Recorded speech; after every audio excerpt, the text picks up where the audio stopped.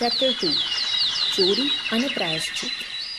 ચોરી અને પ્રાયશ્ચિત એ એક આત્મકથા છે જે ગાંધીજી રચિત છે.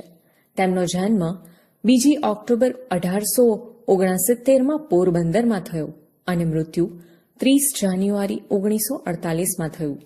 તેમને બાપુ, રાષ્ટ્રપિતા, મહાત્મા ગાંધી નામનું બિરુદ મળ્યું છે. સત્યના પ્રયોગો એ એમની ખૂબ પ્રસિદ્ધ થયેલી આત્મકથા છે. આ પ્રસંગમાં ગાંધીજીની નિર્ભીકતા, પ્રાયશ્ચિત કરવાની પ્રામાણિકતાની દ્યોતક છે. ગાંધીજીને પહેલીવાર સત્યાચરણ અને અહિંસાનો પાઠ શીખવા મળે છે. પ્રાયશ્ચિત કેવું મોટું પરિણામ તેમના જીવનમાં લાવે છે તે આ આત્મકથામાં જણાવવામાં આવ્યું છે. મારા એક સગાની સાથે મને બીડી પીવાનો શોખ થયો. અમારી પાસે પૈસા ન મળે. બીડી પીવામાં કંઈ ફાયદો છે અગર તો તેની ગંધમાં મજા છે એવું તો બેમાંથી એકને નહોતું લાગ્યું. પણ કેવળ ધુમાડો કાઢવામાં જ કંઈક રસ છે એવું લાગેલું. મારા કાકાને બીડી પીવાની ટેવ હતી ને તેમને તથા બીજાને ધુમાડો કાઢતા જોઈ અમને પણ ફૂંકવાની ઈચ્છા થઈ. પૈસા તો ગાંઠે ન મળે એટલે કાકા બીડીના ઠૂંઠા ફેંકી દે તે ચોરવાનું અમે શરૂ કર્યું.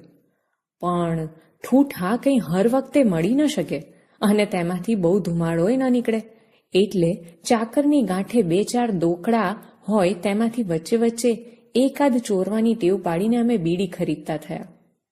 પણ એને સંઘરવી ક્યાં એ સવાલ થઈ પડ્યો.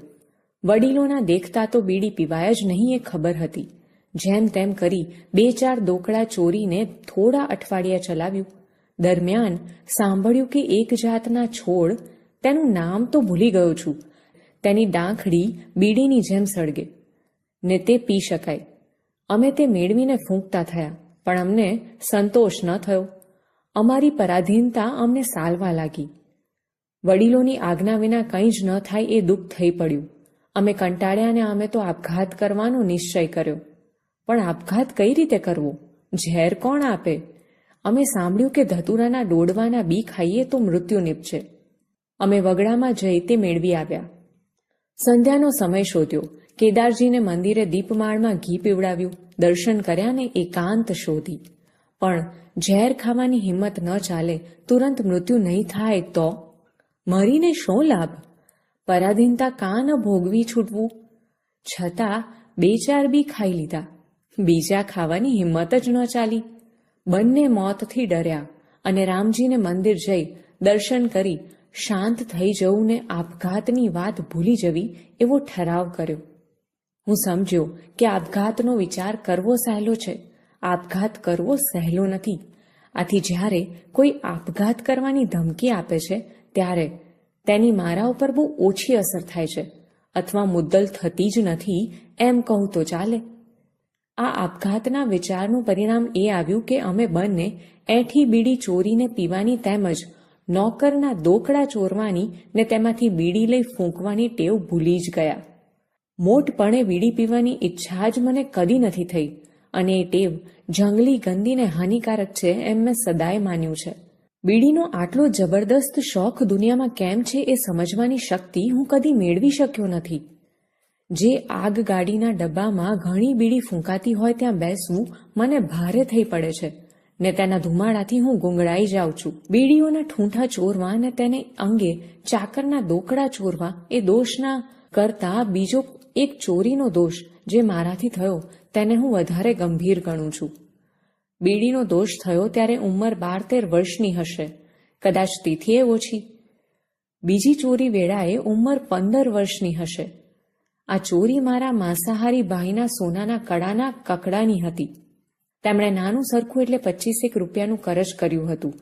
એ કેમ પતાવવું એનો અમે બંને ભાઈ વિચાર કરતા હતા. મારા ભાઈને હાથે સોનાનું નક્કર કડું હતું. તેમાંથી 1 તોલો સોનું કાપવું મુશ્કેલ નહોતું. કડું કપાયું, કરજ ફીટ્યું. પણ મારે સારું આ વાત અસહ્ય થઈ પડી. હવે પછી ચોરી ન જ કરવાનો મેં નિશ્ચય કર્યો. પિતાજીની પાસે કબૂલ પણ કરી દેવું જોઈએ એમ લાગ્યું. જીભ તો ન ઉપડે. પિતાજી પોતે મને મારશે એવો ભય તો ન જ હતો. તેમણે કોઈ દિવસ અમને એકે ભાઈને તાડન કર્યું હોય એવું મને સ્મરણ નથી. પણ પોતે દુઃખી થશે, કદાચ માથું કૂટશે તો? એ જોખમ ખેડીને પણ દોષ કબૂલ કરવો જ જોઈએ. તે વિના શુદ્ધિ ન થાય એમ લાગ્યું. છેવટે ચિઠ્ઠી લખીને દોષ કબૂલ કરવો ને માફી માંગવી એવો મેં ઠરાવ કર્યો. મેં ચિઠ્ઠી લખીને હાથો હાથ આપી. ચિઠ્ઠીમાં બધો દોષ કબૂલ કર્યો ને સજા માંગી.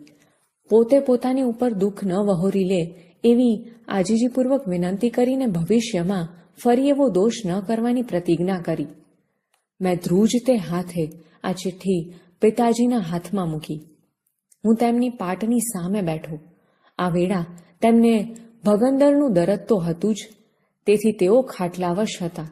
ખાટલાને બદલે લાકડાની પાટ વાપરતા. તેમણે ચિઠ્ઠી વાંચી. આંખમાંથી મોતીના બિંદુ ટપક્યા. ચિઠ્ઠી ભીંજાઈ. તેમણે ક્ષણવાર આંખ મીચી ચિઠ્ઠી ફાડી નાખી ને પોતે વાંચવા સારું બેઠા થયા હતા તે પાછા સૂતા. હું પણ રડ્યો. પિતાજીનું દુઃખ સમજી શક્યો. હું ચિતારો હોઉં તો એ ચિત્ર આજે સંપૂર્ણતાએ આલેખી શકું એટલું તે આજે પણ મારી આંખ સામે તરી રહ્યું છે. એ મોતીબિંદુના પ્રેમ બાણે મને વિંધ્યો. હું શુદ્ધ થયો. એ પ્રેમ તો જેણે અનુભવ્યો હોય તે જ જાણે.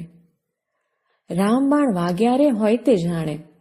મારે સારું આ અહિંસાનો પદાર્થ પાઠ હતો. તે વેળા તો મેં એમાં પિતા પ્રેમ ઉપરાંત બીજું ન જોયું, પણ આજે હું એને શુદ્ધ અહિંસાને નામે ઓળખી શકું છું. આવી અહિંસા જ્યારે વ્યાપક સ્વરૂપ પકડે ત્યારે તે પોતાના સ્પર્શથી કોને અલિપ્ત રાખે? એવી વ્યાપક અહિંસાની શક્તિનું માપ કાઢવું અશક્ય છે. આવી શાંત ક્ષમા પિતાજીના સ્વભાવથી પ્રતિકૂળ હતી. તે ક્રોધ કરશે, કટુ વચન સંભળાવશે, કદાચ માથું કૂટશે એવું મેં ધાર્યું હતું. પણ તેમણે આટલી અપાર શાંતિ જાળવી તેનું કારણ દોષની નિખાલસ કબૂલાત હતી એમ હું માનું છું.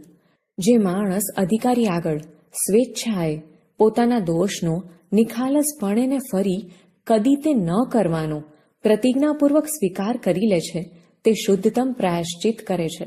હું જાણું છું કે મારા એકરારથી પિતાજી મારે વિશે નિર્ભય થયા ને તેમનો મહાપ્રેમ વૃદ્ધિ પામ્યો.